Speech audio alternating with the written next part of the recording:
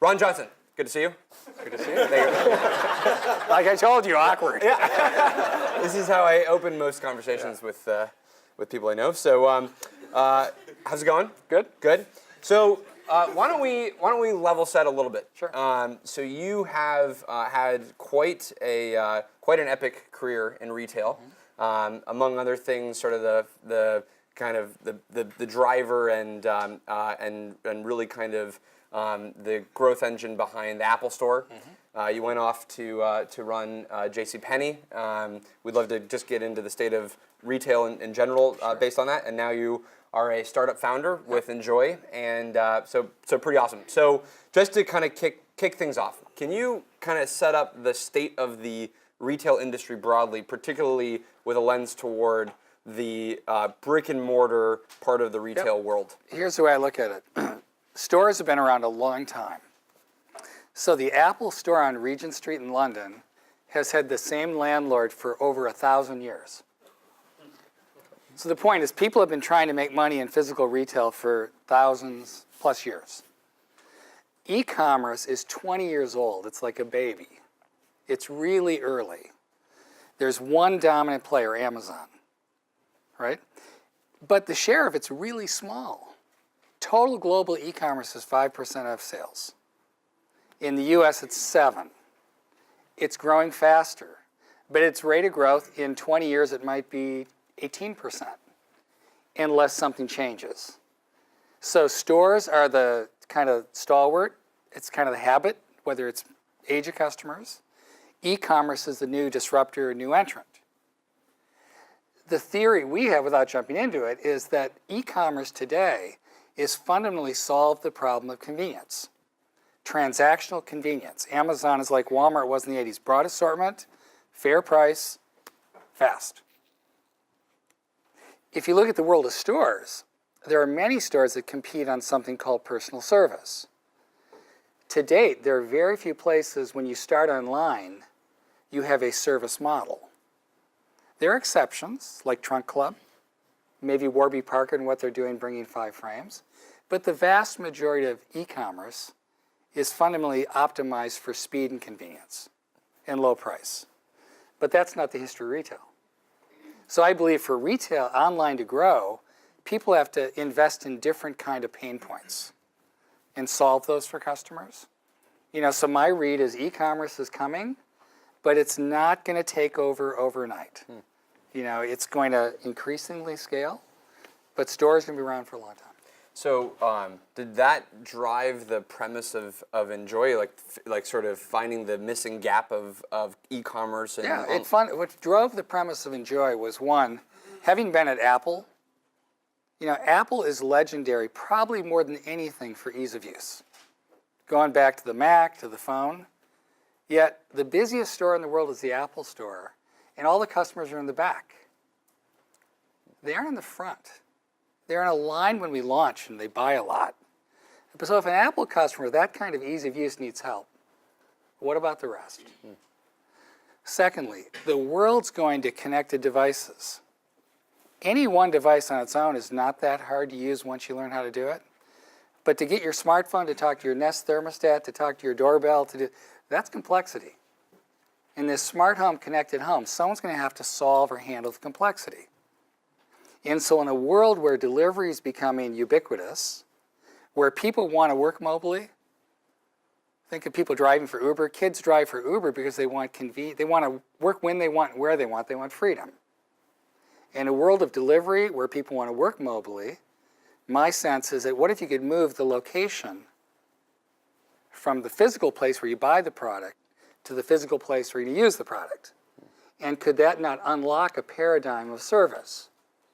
Because when you're in the home, you can do so much. When I unlock a smartphone in a home, I can take out your iPad and Mac and make sure they're all synced. I can go to your car and set up your Bluetooth device. I can make sure it works with your Sonos. You got the latest software updated. I couldn't do that in a store, right? But because physical stores require high margin to support the infrastructure, you can deliver a person to someone's home on time a lot cheaper than you can deliver a store. So as long as you have stores, there will be money that supports a model like we have, if that makes sense. And early on, it's, you have to grow these businesses, but it's about speed and about service. And a portion of the customers and a portion of the products will, I believe, require that.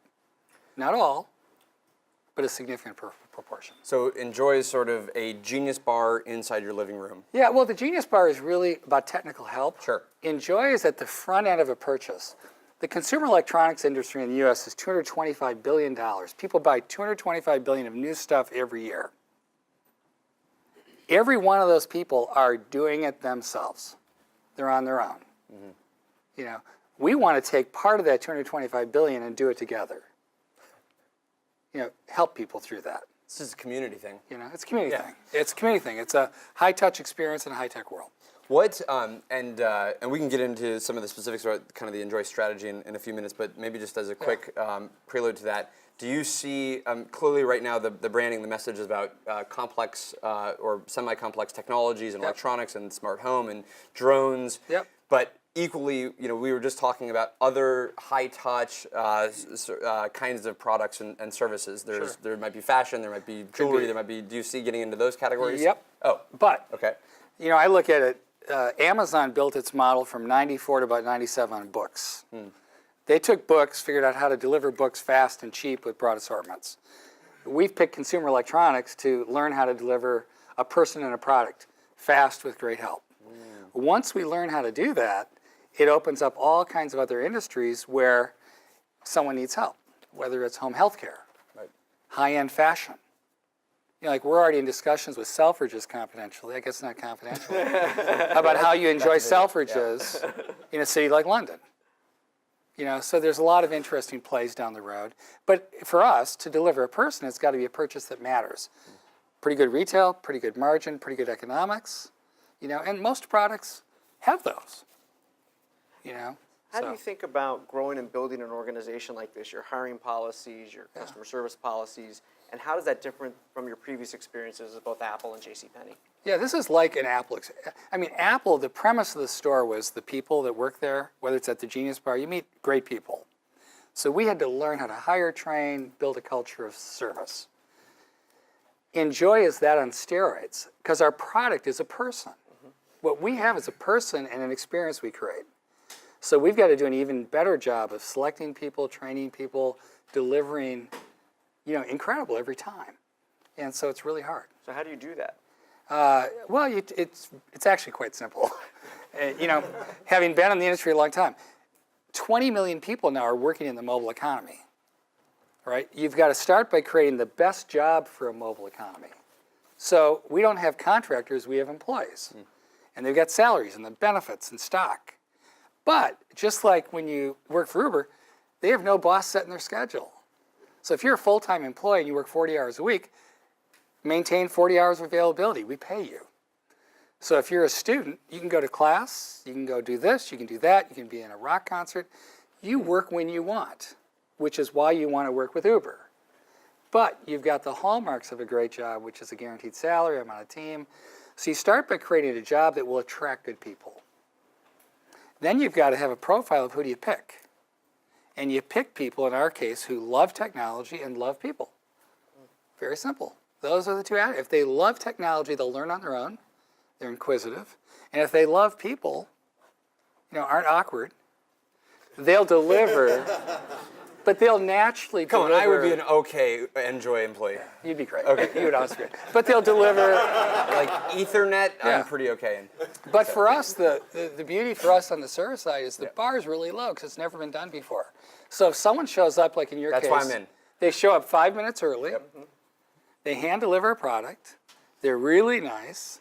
They get you up and running. It's not just setup. It's learning how to use it, onboard it, solving your problems. And they're really friendly. And it was free. What's not to like? So did you actually then methodically go through all the list of product categories? Yeah. Okay. And then electronics, so it wasn't just because you're the Apple guy. It was because... No, I just felt it was the best category because of the complexity. Right. And this future of connected home. The smart home will happen, but it's not happening yet. You talk to Tony Fidel. Talk to him next week. His biggest inhibitor is people would love to control, but they don't know how to do it. And they don't want to hire some installer to come out and spend $100 to get them to do their thing. So we were also talking about how product companies and brands can go direct to customers now. Correct. They could either do that via a website, or they could do their own delivery model. But essentially, you can become a distribution channel. Well, that's what wasn't discussed yet. Right. Excuse me, interrupting. Sure. And maybe it wasn't in your write-up, but our secret sauce is we're helping a manufacturer bypass the store that adds zero value. So what Enjoy is doing, we're in the process right now, we're in about 8 companies. When you go to buy Sonos next time, 61% of the people, as part of their research, go to the manufacturer website to learn about the product. Then they also watch YouTube videos, do ratings, reviews, and get recommendations. But what they do after on the manufacturer site is they go find a store. They don't really buy direct from manufacturers today. Well, on the Sonos website, on the homepage, when you're looking at the Play 5, it'll say, you can have this hand-delivered and set up in your home by 6 o'clock tonight. Because our PAs and our time availability feeds right into their website. That lets you just click and buy because of the speed, convenience, and the help, and it's free. Sonos likes it because once someone goes to Best Buy, they're standing in front of Sonos and Beats Music and blah, blah, blah, blah, blah, blah. So you never want to let a customer leave without buying, right? So in that case, they pay us a fee to go do this experience for them, but it allows them to go direct and bypass the store. So we negotiate a separate price with Sonos when we do a delivery, but we look at it, we're getting paid to acquire a customer. Now, once we're through the door, what else can you enjoy? So when we set up your Sonos, we start by saying, let's check the speed of your wireless network. Right. You know, you've got some Wi-Fi issues here. Yeah, I do. Yeah. Yeah. Yep. And this download speed is, you could get faster with AT&T broadband than what you're using. I've been using AT&T broadband. Yeah. But the point is, you unlock a lot of potential when you get in the home. So I was wrong. So it's not Genius Bar in your living room. I mean, it is, but it's actually Genius Bar for all of these brands. For all these brands. Right. We're going to be, what we're trying to do is own the cart of the premium brands. Premium brands never get discounted. Rarely is Apple on sale. Rarely is Sonos on sale. Rarely is a DJI drone on sale. You can sometimes use your red card and save 5%, but these are not heavily. So we handpick, like a specialty store, the products that are the key core products in the industry. So we're trying to be more of in every industry in retail, there's low price guys and there are differentiators. We're trying to be the differentiator. So if we get really lucky, long term you see Prime, you'll think of speed. You see Enjoy, you'll think of help or a person. That's great. So that's the whole vision there, is that we're going to be the one who owns delivering great people that you can trust when you start online and want a person. So from an economic standpoint, because there's this big question, certainly in the Valley, of do these delivery companies make money? Yeah. If you're paying so much for the actual person and the gas and the car and everything. So your economics are coming from the buyer or the brand, or just the brand? Ours, we always deliver free. Okay. So when they buy from our site, we work off the same economics the retail store does. We get the premium retail economics because of what we're doing. Think 30 points. So on a $500 item, Sonos speaker, we're getting $150. So you're getting the product for wholesale, selling it at the recommended retail price, and you're getting the margin. So think of Sonos, $150 if we sell it. If they sell it, we negotiate a price that's lower, but we get a customer, and we just have to deliver a person. So to deliver a person, you've got a drive time, and you've got an experience time. Now, we say we'll spend an hour. We spend the right amount of time. It takes us about 20 minutes to set up a Sonos speaker. And then you spend time, downloading different different music apps, and they enjoy that. And then when you're done, you go. But, so what does it cost to hire someone? Well, the average Uber driver makes $20 an hour. We should pay more than that. But if we're getting $100 to $150 per visit, you start to see the math. So the question is, how many visits per day can an expert do? And there's a break even, but you need scale to do that. So you have to assemble the partners. You got to get the big partners like an AT&T, but ultimately that's kind of the business model. But if Enjoy gets to scale, the incumbent retailers probably won't sit still. They can't compete. And so there's no way. Doomed. Best Buy is doomed with Enjoy. Best Buy owns all the physical stores. So a great physical retailer like Best Buy will earn 3% after all their expenses, right? Because they've got to have checkout. They got to maintain inventory. They got to pay rent. They got to depreciate. They got to hire people when you're busy or not busy, right? They have loss prevention, security. They got a lot of costs. They can't afford to do it. So Best Buy is this thing called the Geek Squad. But that's a for-profit charge to visit thing. If you want to do sonos with Best Buy, it's $99 come to the house. So they couldn't have those guys do it for free because they got to pay them, but there's no margin to work with because they spent it all in the store. So a physical store made their bet on the physical experience. We've made our bet on the personal experience, on the person. So our only cost is to deliver a person. Make sense? The physical, the employee cost in an Apple store is 11% of sales. In an Apple store. That's all our expense is people. So you can see we work off the same margin. There's quite a bit of when you really get into it. So when you think about the retailers that are maybe most impacted by this, do you have a sense of, we were talking about, is it the people that are urban or the people that are in more maybe B and C locations, or is it by product? Who can't respond to? It varies by product, but here's what I'd say is early on, and we're very early on, there's two people that use Enjoy. It's people that want convenience and they want help. So our speed is what gets a millennial guy to want something, because we deliver in 4 hours, 2 hours for an Apple TV. That's pretty fast, right? So people want the speed, but it turns out even the young guys take the help. In our generation, not yours, it was kind of cool to figure out how to set up like a Mac. Today nobody wants. Like an analog clock. Nobody wants, my generation, But, today people, if someone will do it for, remember, in affluent societies, service goes up. In affluent as country, service goes up. That's just the rule of the world. So this idea that just because the internet's growing, that in a future world, nobody cares about service, is kind of crazy. So if you really think about the world we're in, the e-commerce is really great at convenience. But what else does it do? I don't see anything, right? So in an affluent society where you need help, you want service, and people want to do, I think there's a So one clarifying question. So in your business, you're going to have you're going to manage inventory. And you're gonna have, okay. But we get it consigned. Right, okay. So we get it paid for by our manufacturers. And like for instance, in the Bay Area, we need inventory to cover the whole Bay Area. Best Buy needs it for 42 stores. They got to make the bet where the inventory goes before the customer comes.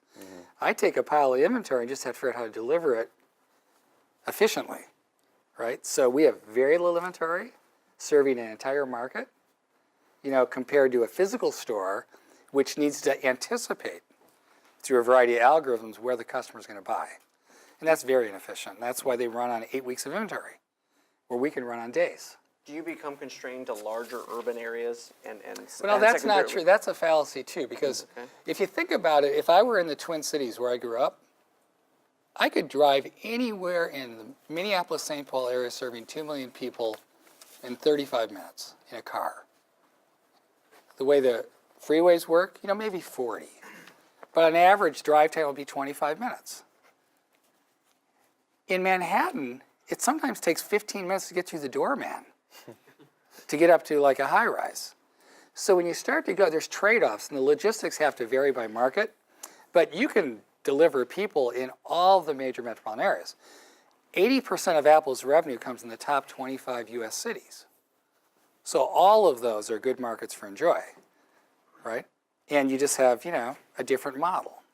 How then important, because when you think about your own advantages and the things you guys are going to invest really, really deeply in, clearly service and people. And the people side, 100% clear on that. And we'll be the only place to do this with great products. Right. Because the manufacturers are only going to pick, they're going to pick one Enjoy. Right. So that's they don't want to train another, Happy. Right.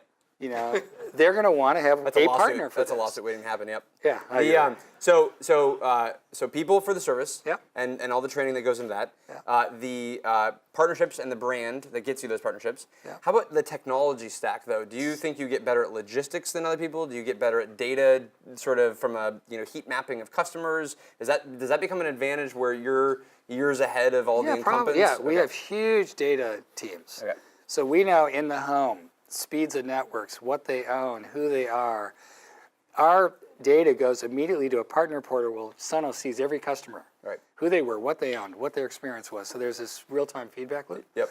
which is praised. The other interesting thing is we've eliminated the idea of return.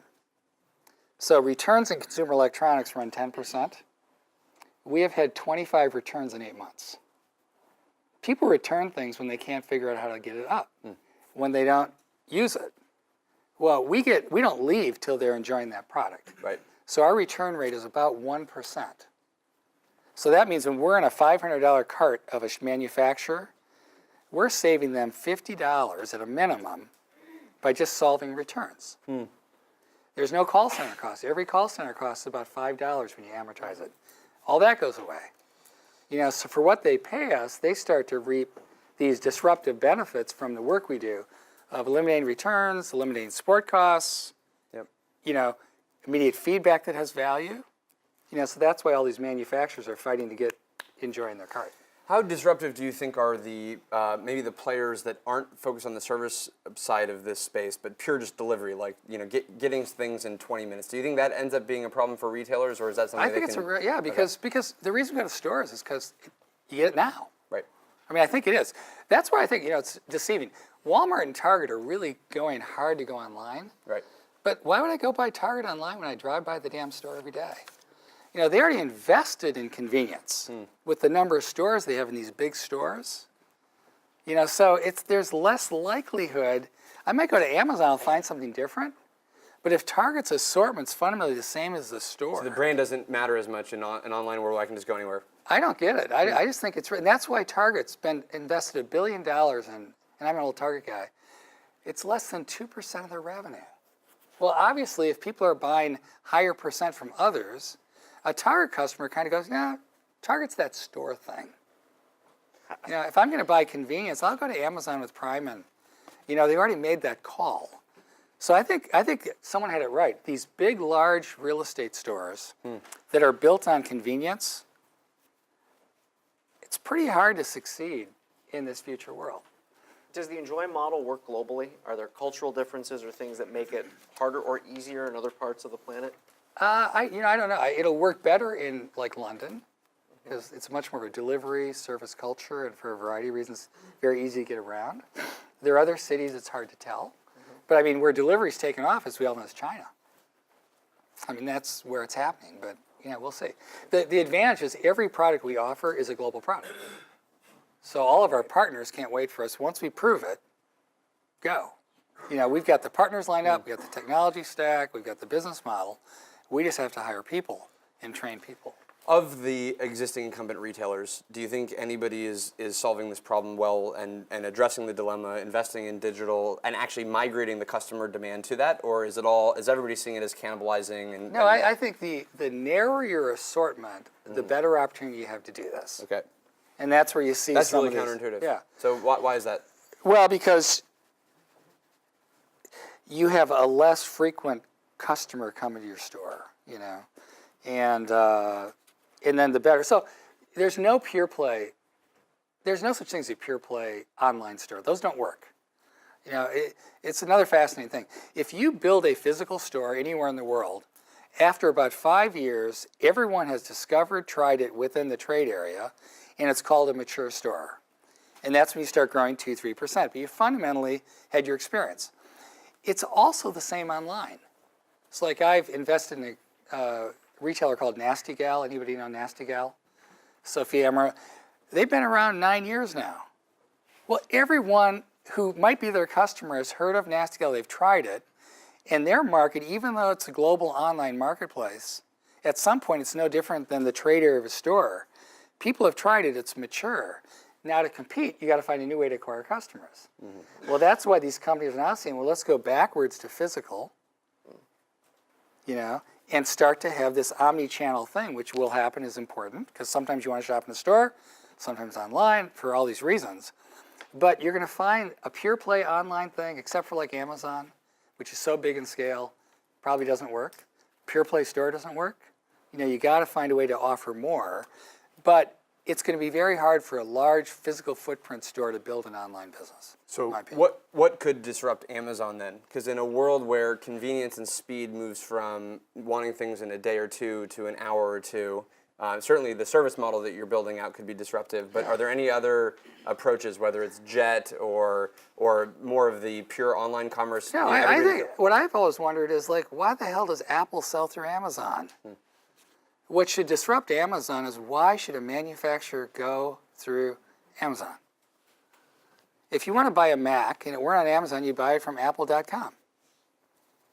You know, now you're to a point, but what does Amazon really do? Why would the manufacturers not bypass? That's what I wonder. Well, in a future world, why isn't it, and there's a way that it's so easy to search and buy direct from the manufacturer, why wouldn't they want to control that part of the value chain? Can I throw out a Sure. hypothesis? Yeah. Because as a consumer, you don't always sort of know all the brands, Right. and you want to be able to have a single destination to search and find all of those things. Sure. So what's your response to that? Well, but people, when they go to Amazon, they know what they're going to buy. I mean, okay. when someone walked in the Apple store, the day they bought, 91% of the people, 91% bought the exact, they knew the size, the model, the amount of memory, the color. They had done their homework. It was a transaction. So that might be true for the higher end, Yeah. high margin products you were describing. But some might go to Amazon and say, I want a USB charger, and I'll see the 15 that are on there. I don't care about brand. I just Yeah. want to kind of find the one that looks Yeah, good. I don't want buy to go to like crest.com to get my toothpaste, you know? So That's probably true. okay. So maybe Amazon, is just a nice sort of low-end toothpaste provider in the future. Yeah, but if Crest said Aaron should brush his teeth, once he needs to do toothpaste once a month. Yep. I'm gonna set a subscription model, a little Right. better value. You love Crest, you're my guy. Right. For the next 2 years, I'm delivering you your toothpaste and other things. And don't I have like 17 different boxes coming every single week? Right. It's like I got my beef jerky That's box, true. and then I've got my Crest box, and Yeah. okay, cool. Floss Well, is going to be a different company. That's true. Right. Right? You're So right. we got it. There's some. So then you get back to the delivery. Right. The delivery. Right. Yeah. Okay. Sounds like a lot of stuff is changing in the world. Clearly, e-commerce has many, many years to kind of continue to transform. I think that's what you got to remember. It's Yep. very new, very early. early. Cool. Well, thank you very much, Ron. Really That's terrific. appreciate it. Thank you, Ron.